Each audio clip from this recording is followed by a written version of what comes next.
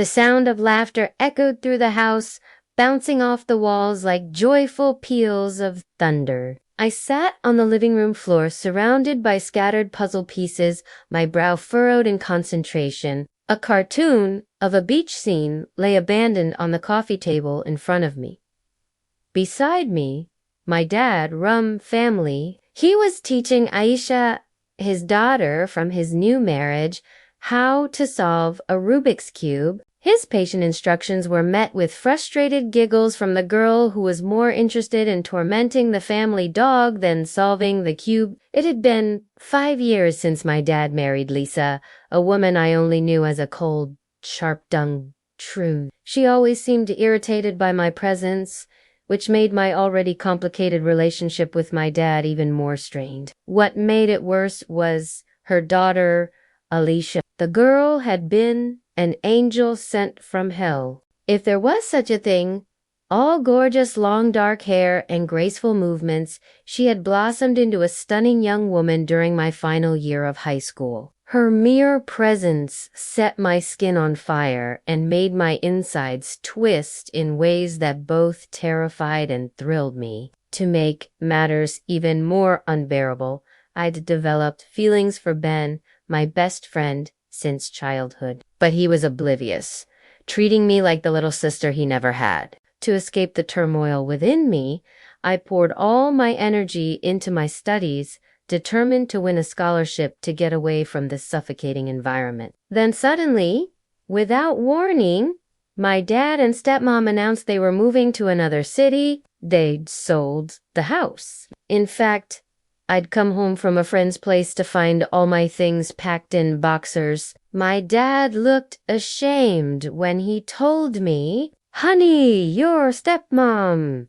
and I have decided to start over somewhere else. Your mom and I aren't together anymore. She refused to move with us." He paused, avoiding my gaze. "So I'm leaving you here with your mom until you finish school." "I'm sorry, sweetheart." He hugged me tightly, but I pushed him away. I stared at him, my heart shattering. I realized it wasn't my dad standing in front of me. It was a stranger. And as I watched, my dad walked away, disappearing into the crowd at the bus station, left with nothing but memories of my father. I called my mother, my voice thick with unshed tears. "Mom, Dad's moved away. He left me here with you." There was a long pause, then a sigh.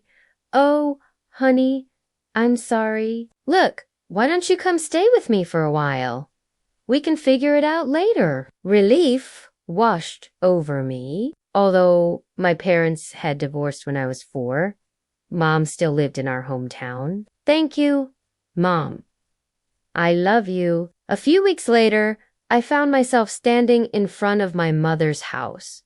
My suitcases heavy with more than just clothes. They were filled with dreams and disappointments. As I stepped inside, I noticed a framed picture on the mantelpiece. It was a photo of my parents on their wedding day. Dad looked dashing in a suit, and Mom was radiant in a white dress.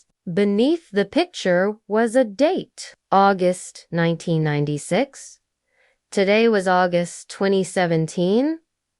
Exactly 21 years to the day that they got married. I wondered if Dad still loved Mom, or was he in love with someone else? The thought of him with someone other than Mom sent a jolt of jealousy through me. Jealousy, I thought, wasn't just a hormone. It was a signpost pointing to where my true emotions lay. And what I felt for Alicia was more than jealousy. It was a longing, a yearning that ached deep within my bones. After settling back into my old room, I went downstairs to meet Mom for dinner. She was in the kitchen, humming as she chopped vegetables. Seeing her relaxed and happy, I realized she must have moved on from Dad.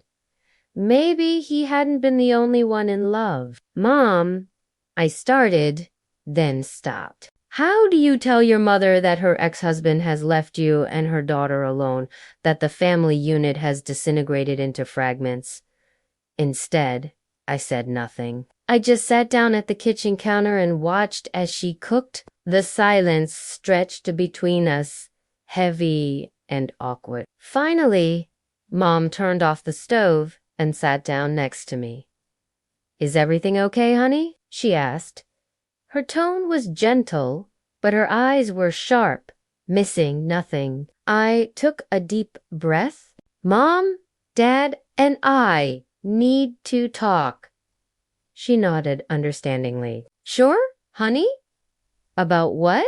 I hesitated. How could I explain what it felt like to be trapped in my own skin, to have desires that felt like a betrayal of everything I'd ever known? "It's about, Alicia," I blurted out.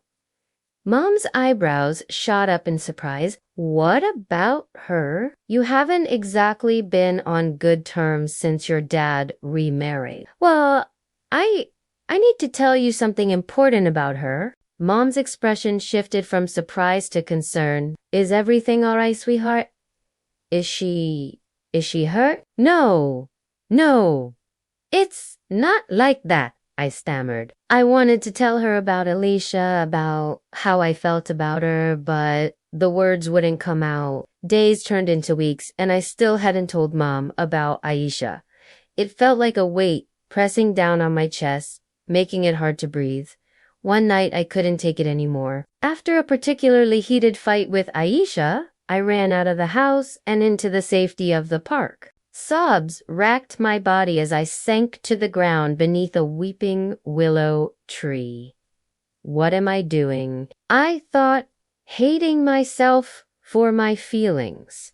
Why did it have to be Alicia? Why couldn't it be someone else? Someone who didn't feel the same way about me? I couldn't answer those questions. All I knew was that I loved her. Suddenly, a pair of arms wrapped around me, and I looked up to see a tearful Mom kneeling in front of me. "Why didn't you tell me you loved her?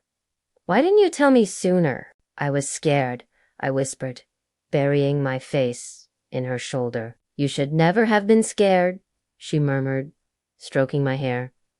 "Look, I've talked to your dad. He's coming back to pick us up tomorrow. We're going to sort this out together, okay?" When my dad arrived, he looked older. His shoulders slumped, his eyes carrying the weight of decisions made and paths not taken. I met his gaze and a silent apology passed between us. He understood now what he'd failed to see before. My mom spoke up, her voice firm but kind. "Your father and I need to talk." She led him to the living room, their voices echoing with urgency. I heard them talking about Alicia, about me, about us. And then their voices dropped to hushed whispers. I sat in the doorway, listening intently.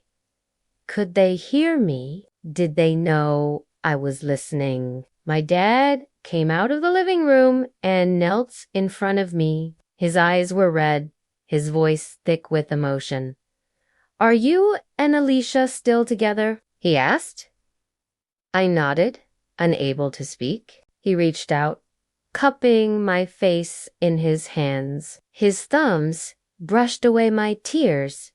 "I'm sorry," he whispered. "I'm sorry for leaving you. I'm sorry for hurting you. It's okay, Dad," I whispered back.